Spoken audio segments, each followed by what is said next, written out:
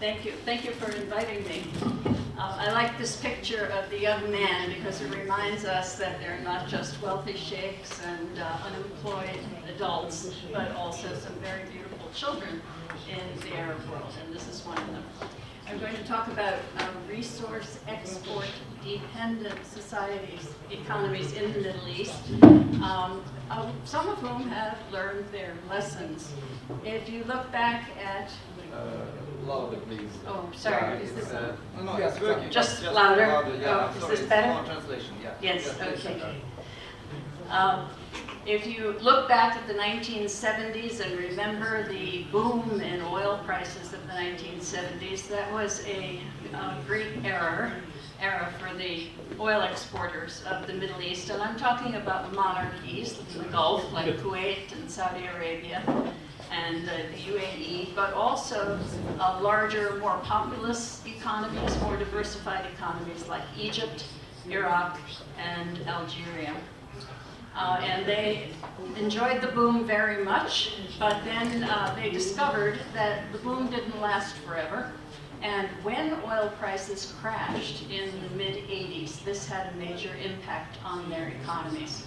So the first thing they learned was that if you depend on oil and gas and other natural product prices to generate revenues for you, you can't depend on them because they are related to world market fluctuations. So volatility is the first problem. Now, the second lesson they learned was what's called the spending curse, and that is if while the funds are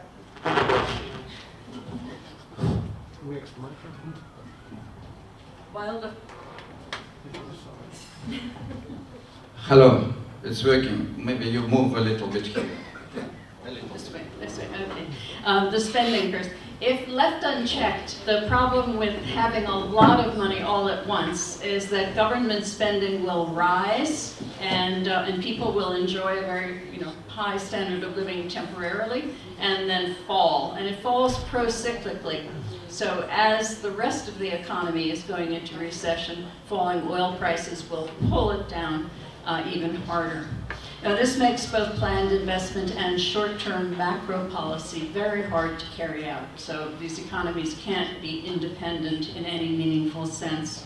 The third problem, of course, is the famous Dutch disease, which is when you have an inflow of hard currency and oil and natural gas in the world markets are denominated in dollars. So all of these exporting countries receive their income in dollars. This causes the country's own currency to rise in value. This makes imports cheaper, so everybody buys more imports, and it makes other exports more expensive, so that tends to dampen incentives for any other kind of export activity. And that includes agricultural activity, of course, and industrial activity. And countries like Iraq and Egypt that had significant industry and very important agricultural sectors found that these sectors were depressed because of this Dutch disease. So that's a problem for when the cycle turns, oil and gas prices fall, and then their domestic economies are weaker in the next stage. So that's the problem with Dutch disease. It has long-run implications. And the fourth problem is the rentier state patronage and corruption problem.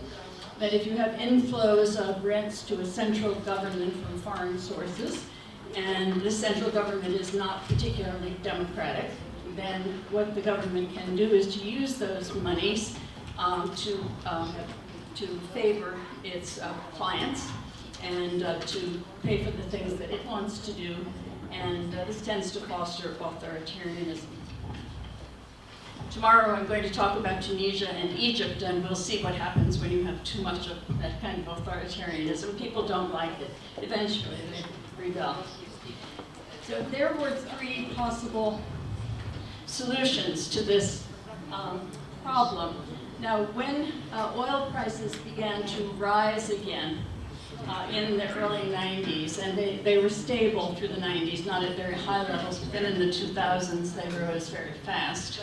What the countries had learned to do was to put a lot of the funds aside. The very wealthy countries established sovereign wealth funds, which are government-owned investment funds. And the poorer countries learned to put funds aside in the form of reserves, reserve currencies. And then what did they do with their funds? Well, they invested in human capital. And these are countries that had relatively low levels of literacy, of education, of healthcare in the 1970s. And over the course of the 40 years or so since 1970, their Human Development Index, all the components of it, have risen dramatically. So in Egypt's case, they managed to raise their Human Development Index by about 25 points, which is a very impressive accomplishment.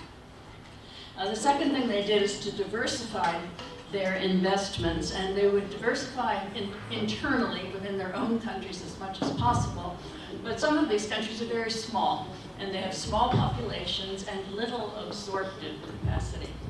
So what do you do in that case? You can diversify outside your country. You can do it in the case of the Gulf countries. They did it across many sectors, many continents.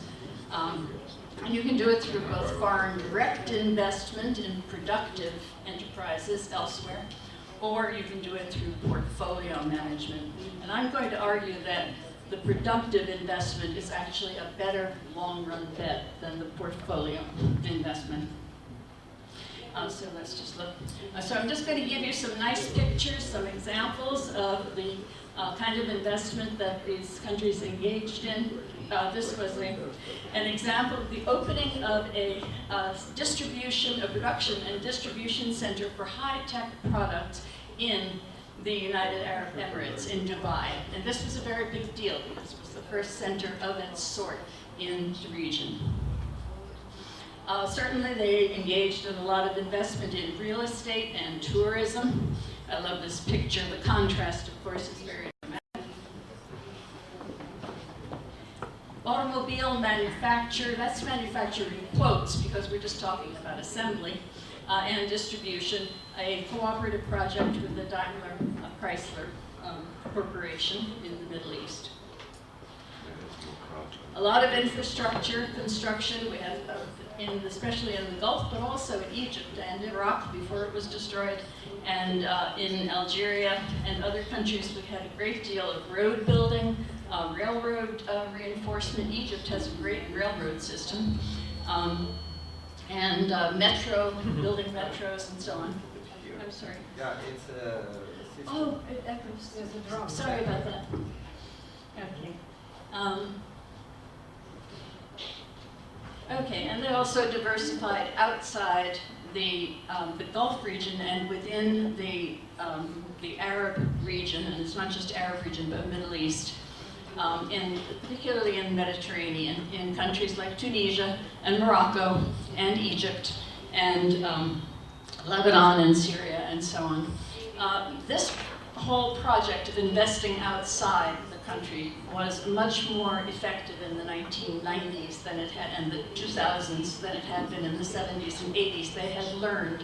They'd send a lot of their people to management school, to business school, to learn how to do this kind of investment. I'm telling you the good parts of it. There are also negative parts. I don't know if we can talk about those today. Anyway, and they used cultural and historical affinity as well. So Arab people feel all connected to each other, and there's a lot of travel across borders and so on. And this actually helped with the regional integration, investment and so on. And buying imports from each other. This was something that became a new phenomenon. They had always imported everything from outside, from the West, and they began to buy things more from each other. And last, the idea of productive investment, the willingness to go greenfield, meaning to start fresh industrial projects from scratch. This was important. So here are just a few examples of that kind of regional investment. Agribusiness investment in Turkey. Lovely picture of the Bosphorus. All the boats have to pass through there when they're carrying the agricultural goods from Turkey out. Here's just an example of Jordanian phosphate mines, which Kuwait was an important investor in. This is a debate here. I'm not going to go into the details. The Egyptian fertilizer company was established, expanded, and became a very important exporter in its own right. And Kuwait, again, was one of the companies involved in that. There was also, of course, diversification outside the Gulf and outside of the Middle East, in Europe, in the United States and elsewhere, buying Euro bonds, US Treasury bonds. Okay, well, those are not productive investments. That's the portfolio investment. And that got them into a lot of trouble. So it would seem like a great idea for them to be buying up shares in banks like Barclays and in the Icelandic bank Coping, and that their role was defended by the Secretary General of the OECD as being great in the 2008 crisis. Here, these wealthy countries are coming in to help, but there was a lot of anger, and when they bought the Chrysler building, that was kind of the end of their popularity. So I could talk about more of this, but I think I will stop. Thank you very much. Thank you, Karen.